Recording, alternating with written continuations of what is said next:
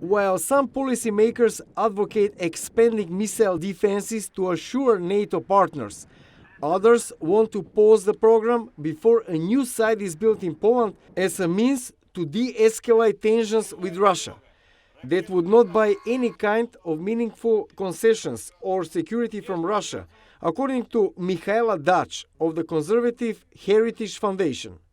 My recommendation would be to continue with the missile defense sites in Europe, continue with developing homeland capabilities, regional capabilities, and continue to work with allies to be strong, both politically and militarily, in Europe and outside of Europe. Russia's deployment of a cruise missile in February, violating a 30-year-old treaty, means the missile defense plan must move forward, according to Thomas Karako of the Center for Strategic and International Studies. Now would be exactly the wrong time to pause the defenses planned for Poland and other places. We have to stay on course, deploy the Bojadzievski site in Poland.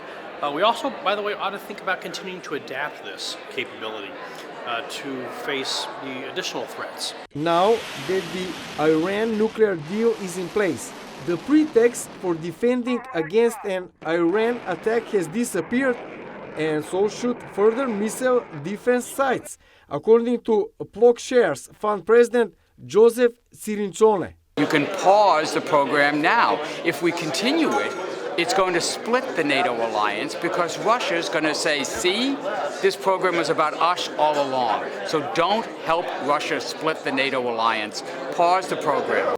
John McCain, chairman of the Senate Armed Services Committee, said Russia is testing the new Trump administration with its deployment of nuclear-type cruise missiles, and it requires what he calls a meaningful response.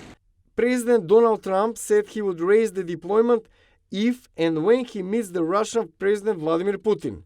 Trump has also said he wants to ensure the U.S. nuclear arsenal is at top of the pack.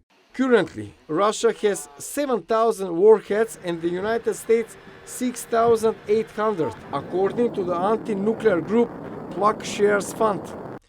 A 2011 Strategic Arms Limitation Treaty requires Russia and the U.S. to limit their nuclear weapons arsenal to equal levels by the time next year and keep it that way for 10 years. Trump called the treaty one-sided. Bojadzievski, VOA News, Washington.